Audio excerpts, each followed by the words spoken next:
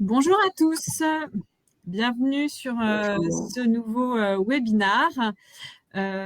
Où aujourd'hui on accueille Alliance et donc Romain qui représente Alliance pour aborder le sujet de la responsabilité civile professionnelle. Et c'est un sujet sur lequel il y a quand même pas mal de choses à dire, à éclaircir en tout cas. Et Romain va le faire très bien ce midi.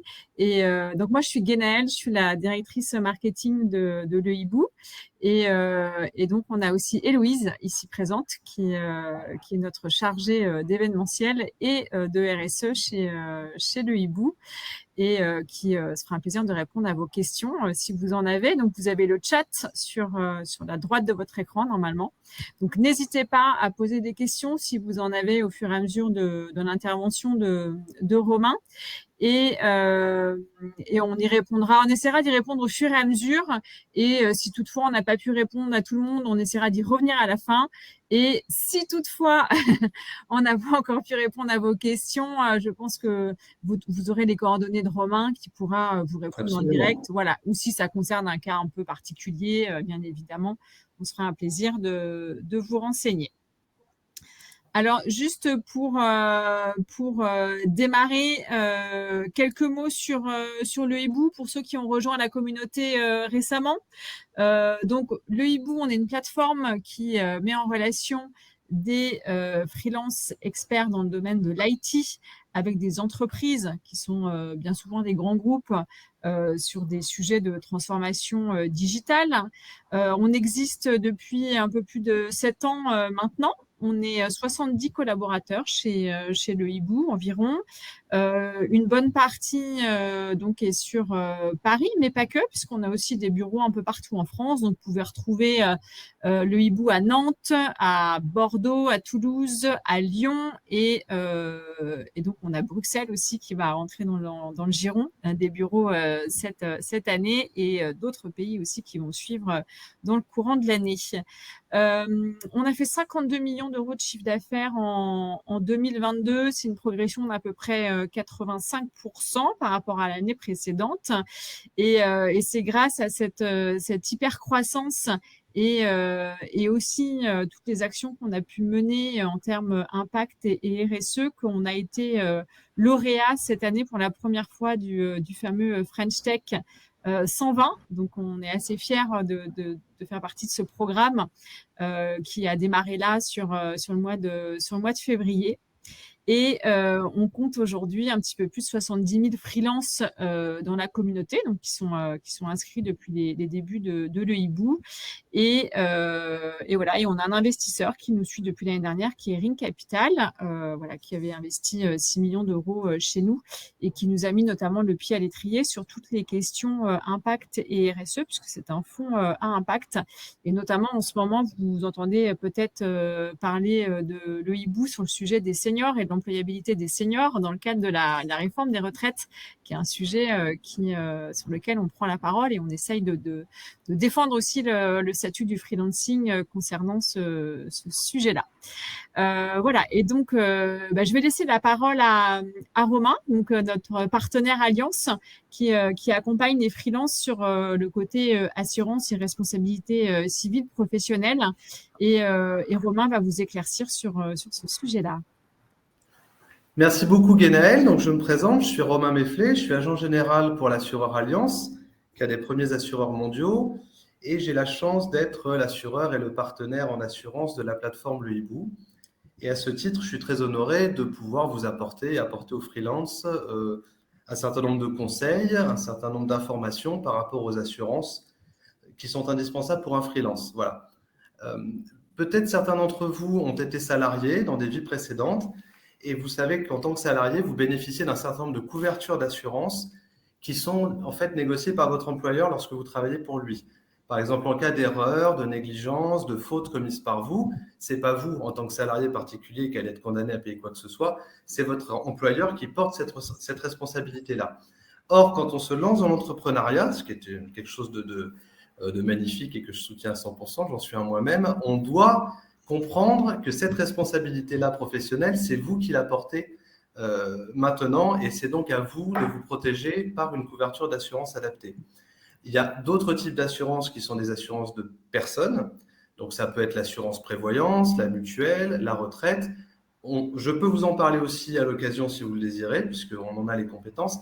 Mais aujourd'hui, on va surtout se centrer sur cette idée de responsabilité civile professionnelle. Donc, vous avez deux types de dommages que vous pouvez avoir dans votre activité de freelance. Soit ce sont les dommages que vous causez aux autres. C'est ça qu'on appelle la responsabilité civile. Ce sont les dommages aux tiers. Soit ce sont les dommages à vos propres biens. Alors, en tant que freelance, souvent vous travaillez de chez vous, vous n'avez pas énormément de matériel, un ordinateur. Bon, donc ce n'est pas tellement le sujet des dommages à votre bien matériel qui vous intéresse, mais ça va plutôt être le sujet des dommages que vous pouvez causer dans le cadre de votre mission. Alors, ça peut être des choses qui sont en rapport avec le contrat de mission que vous signez ou pas. Par exemple, vous allez chez un client ou vous êtes en mission dans une entreprise, vous rentrez dans la salle de réunion et vous faites tomber un vase Ming. Bon. Que vous soyez plombier ou freelance en informatique, ce n'est pas le sujet du contrat, mais vous êtes assuré en responsabilité civile dite de chef d'entreprise. Voilà, vous étiez là, vous étiez en mission dans cette entreprise, vous faites un dommage, vous pouvez être condamné à payer ce dommage. Et ensuite, il y a ce qu'on appelle la responsabilité civile purement professionnelle, et là, elle va être contractuelle, c'est-à-dire ça va être par rapport au contrat de mission que vous avez signé. Si, à la suite d'une faute, d'une erreur, d'une négligence, il y a un dommage qui est créé chez votre client par votre action, et que vous êtes condamné à payer une somme, l'idée, c'est que l'assurance se substitue à vous pour la payer, pour ne pas vous couler l'entreprise, pour ne pas impacter vos biens personnels, mais pour vous protéger ainsi en payant l'indemnisation à votre place. Donc, c'est des sinistres qui sont rares, hein, ce n'est pas fréquent, mais c'est des sinistres qui existent. Moi, j'avais l'exemple d'un client qui avait codé une appli un petit peu pour les Vélib, là, en free floating de vélos, pour que les camions puissent aller trouver les vélos la nuit pour les réparer. Et au petit matin, tous les vélos étaient perdus. Voilà. Il n'y avait plus de vélos qui étaient trouvables par les camions. Et donc là, il y avait quand même eu un préjudice financier important qui avait dû être réglé par la responsabilité civile. Donc on voit qu'avec la digitalisation de l'économie, aujourd'hui, votre action, votre travail, les missions que vous effectuez peuvent quand même vous exposer à des réclamations financières, même si ce sont dans des scénarios qui ne sont pas fréquents. Et à ce titre-là, la responsabilité civile professionnelle est bien entendu complètement nécessaire. Voilà, donc je vais passer sur le slide suivant. Donc voilà, pour qu'il y ait un dommage payable par une responsabilité civile, il faut trois choses. Il faut qu'il y ait une faute de votre part, peut-être une erreur, une négligence, une faute, un dommage à votre client et un lien de causalité entre les deux. Juridiquement, une fois que vous avez réuni ces trois éléments, votre responsabilité civile professionnelle peut être engagée. Si vous faites une faute, mais que votre client ne peut pas prouver que ça lui a donné un dommage, il n'y a pas de condamnation possible. S'il a eu un dommage, mais qu'il ne peut pas prouver que ça vient de chez vous, il ne peut pas. Par contre, quand il y a le lien de causalité, vous pouvez être condamné à avoir une réclamation en responsabilité civile. Ça peut être quand même assez onéreux comme réclamation, et donc l'assureur va se substituer à vous avec des plafonds qui peuvent aller jusqu'au million d'euros. Donc, vous êtes quand même plutôt tranquille, normalement, à votre échelle de freelance en niveau réclamation. Quels sont les critères sur lesquels on va se baser pour tarifer? Parce qu'en fait, il y a aussi un point qui vous intéresse aujourd'hui, ça va être le prix de la couverture d'assurance qui est proposée. Il y a l'activité effectuée par le client, le chiffre d'affaires, et sur ces bases-là, généralement, un assureur, il vous fait un tarif. Alors, en quoi l'assurance qui a été négociée entre le hibou et nous est intéressante pour vous? C'est déjà qu'au niveau de la définition des activités, on est extrêmement large. On a juste décidé de retirer quelques activités très spécifiques, par exemple la cryptologie, voilà, et de les tarifer à part ou de faire des propositions. Mais hors cela, si vous avez vraiment une activité typique de la tech, de création, de fourniture de logiciels, vous allez être automatiquement couvert dans notre offre globale. Et ensuite, pour éviter d'avoir des demandes très précises de chiffre d'affaires, on a fait un tarif forfaitaire jusqu'à 200 000 euros de chiffre d'affaires. Donc, tant que vous ne dépassez pas les 200 000 euros et que vous rentrez dans une catégorie très générale, vous savez que vous allez être couvert. Il n'y a pas de risque de non-garantie parce que l'assureur n'a pas exactement compris ce que vous faisiez, ce qui est un sujet parfois dans la tech, puisque là, on a deux mondes qui se rencontrent. Vous avez vraiment des compétences très spécifiques et parfois, le monde de l'assurance, il n'a pas encore avancé très, très vite par rapport à toutes ces catégories d'activités. Et nous, on a fait une offre très sécurisante puisqu'on sait qui on couvre quand on couvre les freelances du hibou. J'en ai mis quelques exemples de sinistres pour pouvoir vous aider à avoir de meilleures idées. Vous pouvez éventuellement casser des matériels accidentellement. Ça peut être des mauvaises installations au paramétrage, un déni de service, ou vous perdez les données des clients. Ça aussi, ça peut être quand même quelque chose d'embêtant aujourd'hui, on le sait, notamment avec beaucoup de frais de communication qui sont générés par ce genre de soucis. Donc voilà, beaucoup moins de risques d'omission ou d'inexistence de l'activité puisque toutes les missions effectuées quand vous passez par nous vont être couvertes. On n'a mis pas de déclaration de chiffre d'affaires. Alors si, on prendra quand même le chiffre d'affaires, mais simplement jusqu'à 200 000 euros, il n'a pas d'influence sur votre prix. Voilà, ça, c'est important de comprendre qu'on va être sur une base forfaitaire. Nous, ce qu'on vous garantit aussi en tant que partenaire du Hibou, c'est d'être réactif dans vos demandes, c'est-à-dire qu'on vous fait des devis sous 2 heures pour une responsabilité civile professionnelle. Et on a un cabinet avec des compétences élargies qui peut aussi vous aider. Le dernier freelance qu'on a fait la semaine dernière par votre intermédiaire nous a aussi fait confiance en prévoyance, en santé, en retraite, en auto. Donc voilà, l'idée, c'était pour lui d'avoir un interlocuteur unique pour toutes ces problématiques d'assurance en tant que professionnel. Et on a commencé par la responsabilité civile et ensuite on lui a fait un panorama de tout ce dont il avait besoin. Voilà, et ça, on sera très heureux de le faire pour vous. Donc voilà, quelle est l'activité, comment on la définit? C'est une activité de conception, de réalisation, de fourniture de logiciels, de systèmes informatiques ou de progiciels de gestion intégrés. Donc si l'activité que vous réalisez rentre globalement dans cette définition-là, évidemment, on peut en discuter ensemble si vous avez l'impression qu'il y a quelque chose qui est peut-être un peu tangent. Si votre chiffre d'affaires prévisionnel n'excède pas 200 000 euros de chiffre d'affaires, on est sur un tarif annuel de 450 euros TTC à l'année, voilà, qui peut être payable par mois, en annuel. C'est un tarif unique et qui est vraiment spécifique au hibou. Voilà, avec une réduction qui a été accordée par la compagnie, puisque vous nous faites l'honneur de votre confiance et on a vu au vu de votre développement, on est très heureux d'être votre partenaire et de vous accompagner, Guénaël. Ça sera l'agence donc de mon cabinet qui va s'occuper de vous. Vous avez nos coordonnées en dessous par téléphone au 01 42 53 00 99. On a aussi une adresse dédiée. Il suffit de nous indiquer vos coordonnées, votre chiffre d'affaires et vous recevez un devis maximum 2 heures après votre demande, jour ouvré. Voilà. On ne travaillera pas le dimanche, mais on va vraiment essayer d'être le plus réactif possible pour vous. Et il suffit d'avoir une confirmation mail et nous, on peut vous émettre un contrat et une attestation d'assurance. Donc, ce sont des choses qui sont quand même extrêmement simples. Évidemment, on est aussi à votre disposition pour répondre à vos questions concernant ces assurances-là et les autres, sans engagement d'ailleurs, parce que je pense qu'aussi l'intérêt pour nous d'être partenaire du Hibou, c'est d'aider la plateforme à fournir du conseil et à éclairer des entrepreneurs dans des domaines qui ne sont pas forcément leurs domaines centraux. Donc l'assurance, c'est quand même quelque chose d'un peu particulier. On sera très heureux de vous accompagner là-dessus.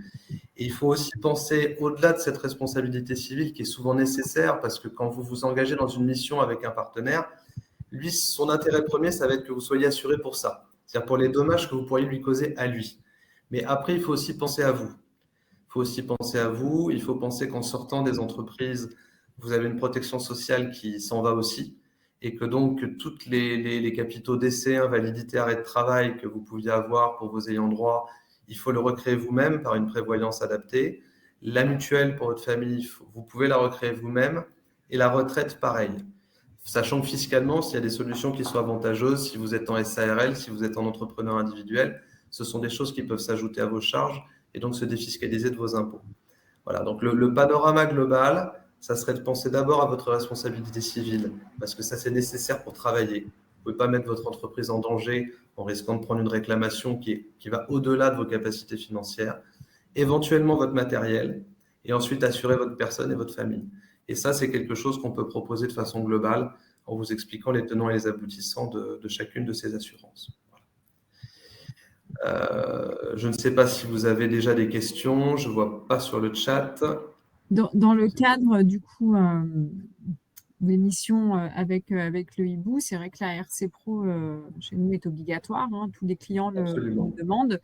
Par contre, ce n'est pas une obligation en tant que telle, hein, j'imagine, Romain, d'avoir Non, absolument pas. Ça va dépendre de vos relations commerciales. Ce n'est pas une assurance obligatoire comme peut l'être l'assurance auto. Mais la plupart du temps, quand vous allez rentrer en relation commerciale avec quelqu'un, il va vouloir savoir si vous êtes assuré de la même manière que si vous faites refaire votre cuisine. Vous allez vérifier que l'entrepreneur, il a les assurances quand même. Donc, voilà. En, C'est un peu, en effet. voilà. Il n'y a pas de caractère d'obligation, mais en tout cas, ouais, c'est quand même nécessaire. Je ne sais pas si tu as des exemples de personnes qui n'étaient pas couvertes et qui ont eu des dommages comme ça. Alors, non, mais ce matin, je discutais, alors on n'est pas tout à fait dans le maître de la texte, avec une designer qui m'a expliqué que, bon, effectivement, depuis 5-6 ans, elle n'avait aucune assurance. Alors, on cherchait un petit peu parce que, bon, enfin, du design, on se dit quel dommage je pourrais créer à autrui, mais c'est vrai qu'à partir du moment où elle se déplace en clientèle, où elle manipule peut-être des données de ses clients, elle peut éventuellement un jour générer un dommage. J'avais eu le cas d'une psychologue aussi qui m'avait dit que ce n'était pas nécessaire dans son métier, jusqu'au jour où un enfant est parti de son cabinet pour rentrer chez lui tout seul en métro. Donc on était content quand même que tout se passe bien. Et là, ce jour-là, elle a compris que même quand on n'envisageait pas de scénario où on puisse être mis en cause en responsabilité civile professionnelle, parce qu'un psychologue, bon, il discute, bah là, on était dans un cas typique où les parents auraient pu lui faire une réclamation importante. Ouais, Donc voilà, c'est toujours un exercice un peu. Mais de façon générale, quand vous allez vous mettre en relation d'affaires avec quelqu'un, il va y avoir une obligation de s'assurer pour les dommages causés aux autres. Et je crois que de toute façon, effectivement, en passant par le hibou, alors ça ne veut pas dire que vous êtes obligé de passer par Alliance, hein. Je pense qu'il y a déjà beaucoup de freelances qui sont inscrits, qui ont leur propre assurance. Ceux qui n'en ont pas, je suis à leur disposition pour en parler. On peut aussi revoir, pour ceux qui en ont déjà, la qualité de leur couverture et ce qui est vraiment couvert, parce que je tombe aussi beaucoup sur des responsabilités civiles qui ne sont pas très adaptées, qui n'ont pas le côté professionnel, donc qui n'ont pas le côté contractuel. Le cas typique, c'est le banquier, il va dire j'ai ce qu'il faut, il va faire un truc à 80 balles par an. Et en fait, c'est ce qu'on appelle la responsabilité pot de fleurs, c'est si vous allez casser un vase. Mais il n'y a absolument aucune garantie dedans par rapport aux missions que vous effectuez. Donc tout Oui, ça, surtout on que peut là, le. dans ce cadre-là, on manipule quand même des outils, des logiciels, etc., qui ont quand même une grande valeur pour l'entreprise en question. Donc, c'est important de bien se couvrir. On a une question de Tout à Jean-Luc fait. qui nous demande si ça couvre aussi le consulting et le conseil. Et j'ai le plaisir de lui répondre absolument, absolument. C'est-à-dire que dans cette activité-là, nous avons aussi la partie prestation intellectuelle, consulting et conseil. Donc, effectivement, à part des cas vraiment très particuliers, la définition est ce qu'elle est. C'est-à-dire qu'il a fallu qu'on retienne une définition à un moment. Mais l'idée pour nous, c'est que 99% des choses que font les freelances qui sont là, qui nous écoutent, qui sont avec le hibou, vont être couvertes par notre produit. Ça va être juste à moi de vérifier qu'il n'y a pas, au moment de la discussion avec le client, d'aspect crypto-monnaie ou des choses très particulières. Voilà. Mais sinon, tout ce qui est conception, fourniture de logiciels, système informatique, consulting, conseil, tout ça va être bien pris en charge dans notre assurance. Ok. Et question de Raïr, quel est le montant de la Mm. franchise? Alors, il peut y avoir dans certains cas très spécifiques une franchise au contrat, il y a un tableau de garantie assez détaillé. De façon générale, il n'y en a pas. C'est-à-dire que quand on cause des dommages à autrui, on va les indemniser totalement, on ne laisse pas de franchise à la charge du client. Ok. Et Jean demande si cela couvre aussi alors, les dommages et aussi les frais juridiques. Alors, si ce sont les dommages aux biens de gens, donc ordinateurs, etc., non, on peut le rajouter. On peut faire un double contrat qu'on va appeler multirisque avec un aspect responsabilité civile professionnelle.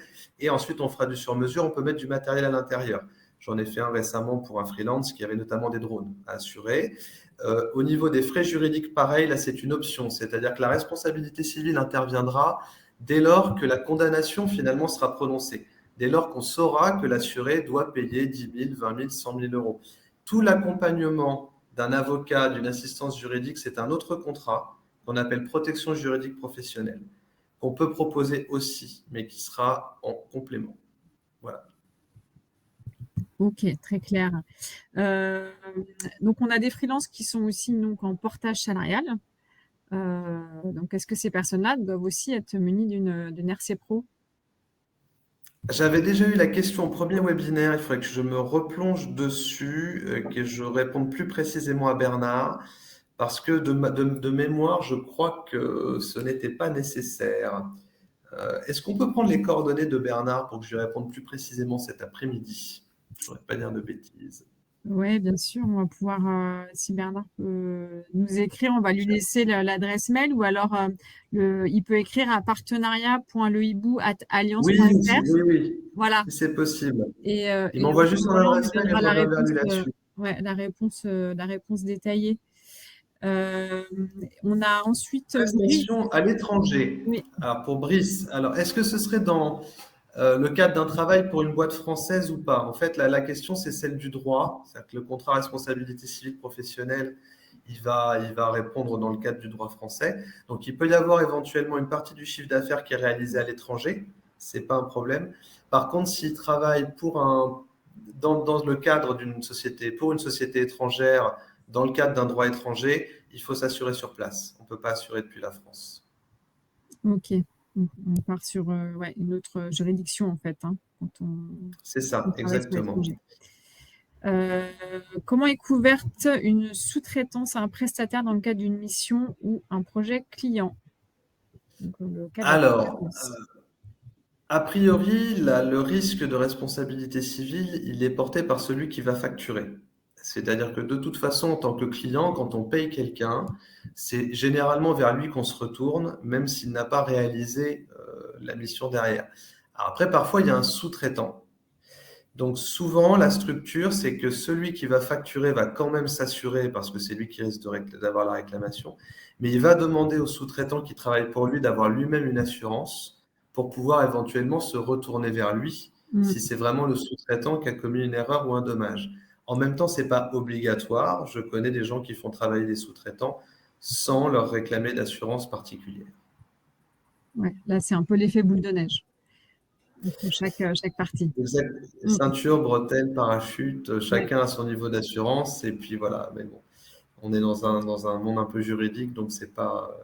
Voilà, donc ça va dépendre. Voilà, de toute façon, en tant qu'indépendant, que vous soyez indépendant, auto-entrepreneur, micro-entrepreneur, gérant des SARL, président de SAS, a priori, l'assurance, moi, me semble nécessaire un peu dans tous les cas. Voilà, parce qu'elle pourra vous protéger, que ce soit d'un donneur d'ordre, si simplement il a un recours honnête contre vous, c'est-à-dire que de temps en temps, si quelqu'un est obligé de payer à votre place, il viendra voir si vous avez une assurance pour pouvoir récupérer les fonds qu'il a perdus. Donc dans ce cas-là, je pense que c'est quand même utile d'avoir une assurance en tant que sous-traitant. Exactement. On a Fabien qui demande si le contrat couvre bien toutes les mauvaises manipulations de logiciels divers, etc., et la perte de données éventuelle chez les clients. Oui, ce sont des dommages clairs à la clientèle. Donc, ils sont couverts par le contrat responsabilité civile. Encore une fois, voilà, avec ce cadre-là, je dirais d'aléa où il y a une faute, une négligence, une erreur, ça peut arriver à tout le monde. En revanche, voilà, il faut savoir que les dommages volontaires, par exemple une vengeance, entre guillemets, etc., c'est pas quelque chose de couvert, hein. Donc, il y a pas, voilà, il faut qu'il y ait quand même un aléa, il faut que ce soit quelque chose d'imprévu et d'involontaire. Mais dans ce cas-là, s'il y a perte de données chez un client, oui, ça sera couvert. Ok, et donc on a une autre personne aussi qui est intéressée par la question du portage salarial. C'est vrai qu'on a un certain pourcentage de nos freelances qui sont en portage salarial, donc je pense que c'est bien si on peut leur La fournir. prochaine, ouais, il faudra que je fasse. Ok, donc alors, attendez, j'ai un petit mail ot.samy et puis peut-être que Bernard m'enverra le sien. Hop. Et, Éventuellement, je peux vous faire une petite réponse dans une petite com aussi, hein, si vous voulez. on pourra le rajouter éventuellement quand on va envoyer le replay pour le cas du portage Ça salarial. marche. Bon, ça peut intéresser pas mal de nos freelances, de nos consultants. Avec plaisir. Ok. Voilà. Si vous avez d'autres questions, n'hésitez pas. Surtout, c'est le bon moment. Donc, vous avez Romain, si vous vous posez des questions sur la RC Pro, sur même vos assurances, au sens Ouais, même sur d'autres large. choses. Je suis vraiment à la disposition de vos freelances. C'est agréable pour nous de fournir aussi du conseil sur cette partie-là à toute votre communauté. On le fait avec Pour les plaisir. personnes Donc, qui se n'hésitez pas à lancent, écrire. ça prend combien de temps d'avoir son attestation d'assurance? 2 heures? Voilà, c'est rapide. En fait, c'était le but. Voilà, Ouais. le but, c'était d'éviter aux freelances qui en démarrage d'avoir de multiples échanges pour que l'assureur comprenne exactement dans quelle catégorie il devait mettre le client. Est-ce qu'il faisait du consulting? Est-ce qu'il faisait du code? Est-ce qu'il faisait du logiciel ou du progiciel? Vous voyez qu'on différencie. Tout ça, c'était un peu ancien. Et aujourd'hui, on s'aperçoit qu'il y a beaucoup de freelances qui font de tout, ou en tout cas qui ne se limitent pas et qui se disent peut-être que dans un an, mes missions seront plus orientées là-dessus.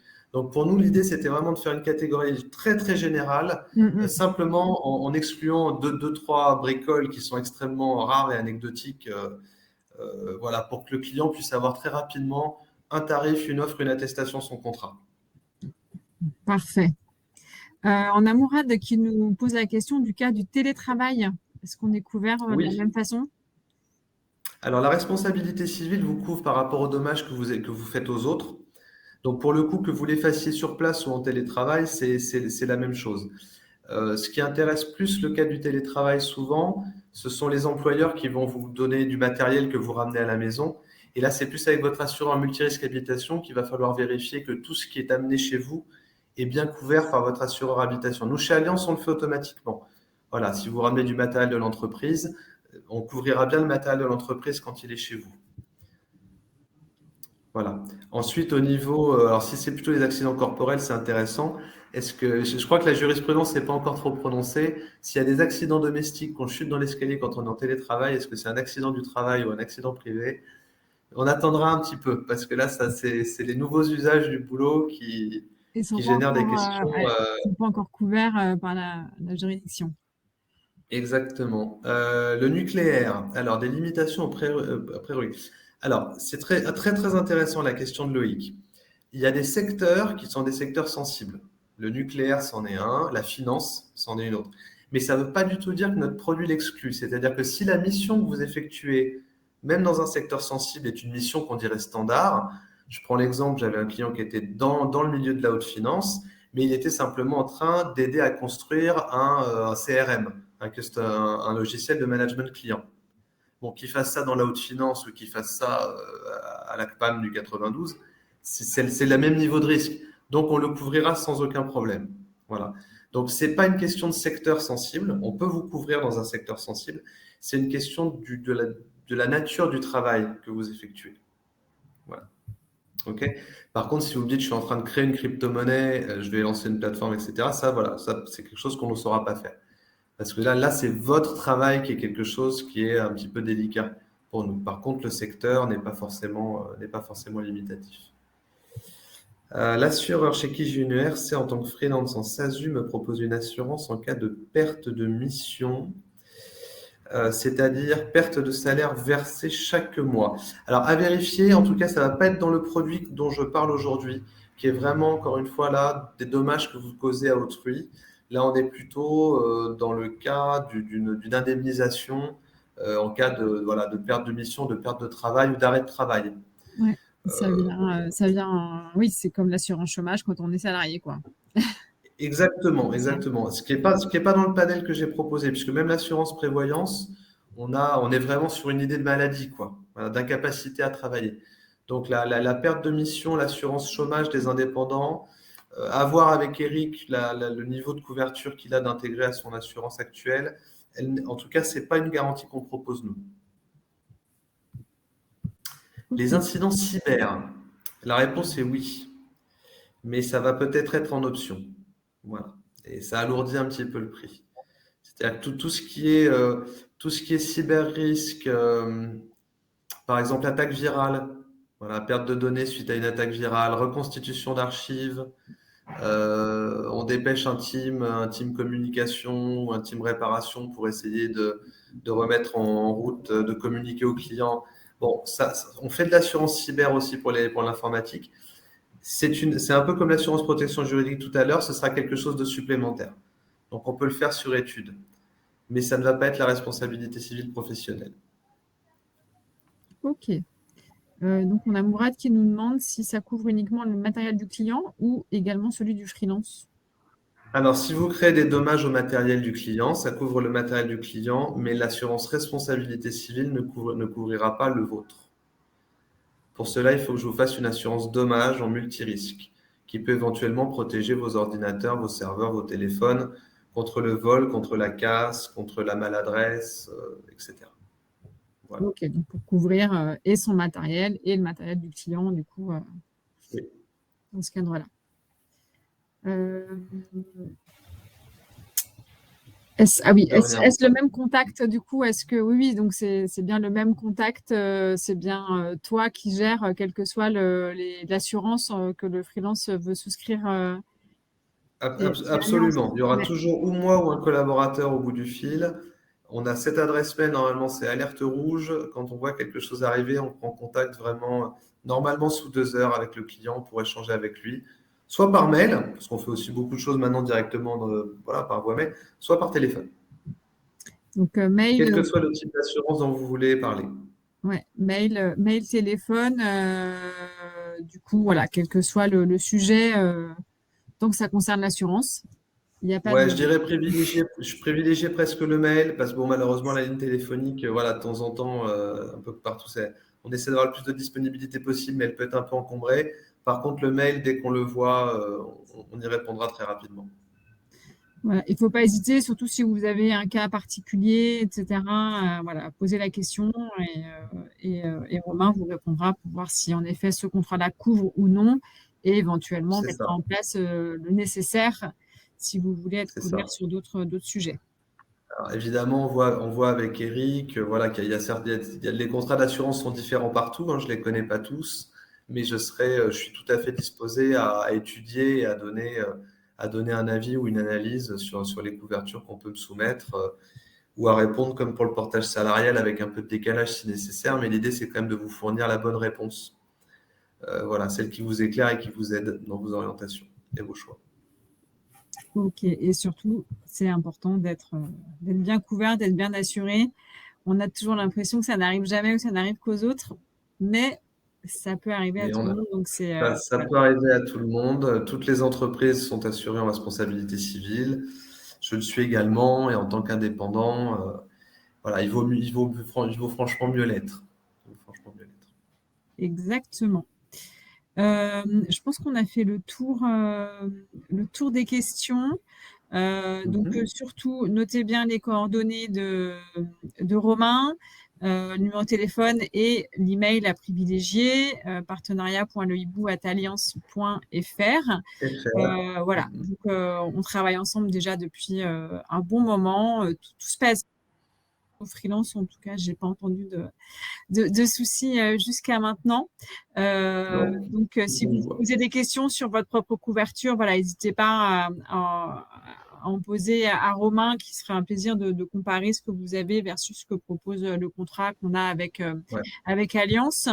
Euh, Ah oui, important aussi, juste je fais une parenthèse, on oui, intervient bien sur toute la France, hein. C'est-à-dire que moi, oui. physiquement, j'ai un cabinet qui est en région parisienne, mais le dernier freelance qu'on a travaillé, il est en Savoie. C'est pas un Bah, sujet. aujourd'hui, tout peut se Donc, faire à distance, donc il n'y a pas de. ouais, c'est ça. C'est-à-dire comme le hibou a souhaité travailler avec Allianz, j'ai eu l'honneur d'être choisi pour accompagner les entrepreneurs de la tech. Mais mes cabinets sont situés dans une région précise de France, mais moi, j'interviens bien partout. Donc, n'hésitez pas. Voilà, quel que soit. Mais en France. Mais ah oui, en Je France, ça, oui. reprécise. Là, Voilà, pour des prestations qui couvrent le territoire français. Euh, absolument. Sinon, il faut s'orienter sur des assureurs locaux qui répondront au droit local. Exactement. Bon, je pense que nous aujourd'hui, c'est 99% des missions sont en effet sur la France. Donc, je pense que ça répondra en tout cas à la demande de la plupart de nos freelances. Bah, merci en tout cas, Romain, pour ton intervention, pour ton éclairage Merci à vous pour votre accueil. sur ce sujet. Comme, Et puis, bien sûr, comme d'habitude, la conversation peut continuer en one-to-one avec nous ou avec Romain. Et on vous enverra le replay de ce webinaire si vous voulez voilà, revoir le contenu. avec plaisir. Et Et je serais heureux peut-être ultérieurement, peut-être dans le prochain webinaire, de parler peut-être plus des assurances de personnes. C'est quelque chose qui va être, je pense, aussi très intéressant pour un vos autre sujet. freelances, pour Ouais, protéger ouais, un autre sujet. Il y a beaucoup de choses en assurance à présenter. Donc, ça sera toujours avec plaisir. Merci à vous. avec grand plaisir. Merci à tous. Je vous souhaite un très bon appétit et une bonne journée et à très bientôt. Merci à tous et merci Mourad Bravo, pour au votre revoir. remarque. Ça fait plaisir avant d'aller déjeuner, ça. Merci. Merci, au revoir. Merci beaucoup, Héloïse. Merci, Guénel. Au revoir.